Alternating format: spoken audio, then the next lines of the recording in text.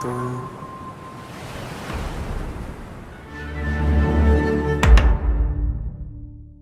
up and welcome to Rama Screen YouTube channel, and here's my review of Netflix series Outer Banks Season 4 Part 1. Let's rock this. Okay, so this review is only for those of you my fellow Outer Banks fans who already know what's up. Again, this review is only for those of you who have watched and kept up with Outer Banks from the beginning. There are some stuff that I need to get off my chest about this new season. Overall, do I like the whole Captain Blackbeard treasure hunting mystery? Yeah, I do.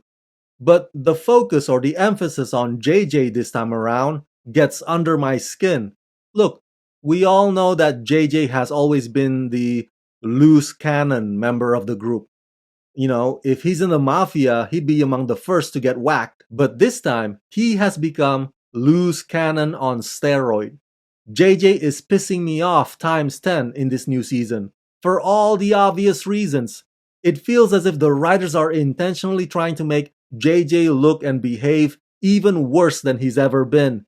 I don't know about you, but that is irritating as hell. JJ is irritating as hell. Created and executive produced by Jonas Pate, Josh Pate, and Shannon Burke in Outer Banks Season 4 Part 1, following last season's 18 months flash forward showing West Generite's proposal for the Pogues to find Blackbeard's treasure. Season 4 takes us back in time to the lead-up of that moment.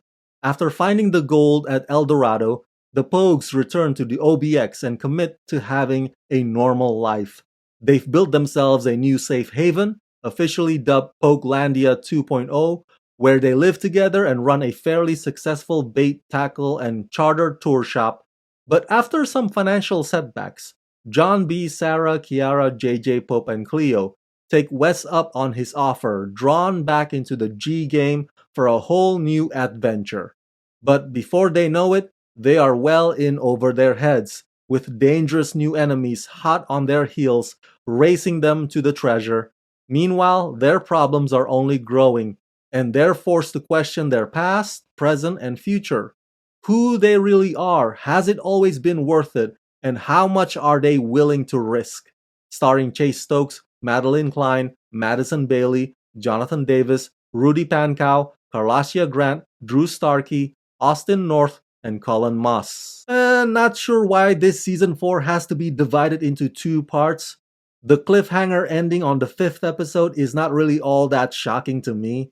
Sure, the whole thing with JJ's family connection is quite the revelation, but far from earth-shattering if you ask me. It's not really worth leaving the story inconclusive like that. So because JJ is front and center, everybody else gets sidelined, which is not really all that bad. I mean, the first couple of seasons heavily revolved around John B. and Sarah, and the previous season kinda highlighted Pope a little bit more. So this time, it's JJ's turn. But Cleo gets the shortest end of the stick. Even so, Cleo has her moments, which I do appreciate, because I think she is an underrated character, and actress Carlacia Grant is stunning in that role.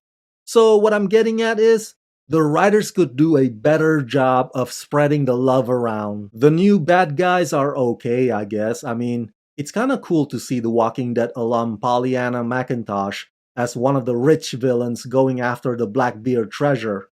In this part 1, having multiple villains or too many villains has not become problematic yet. But we'll see whether or not that regresses in part 2. Or maybe I'm wrong, and they're all connected somehow. The thrill of the hunt is the biggest reason why I love watching Outer Banks.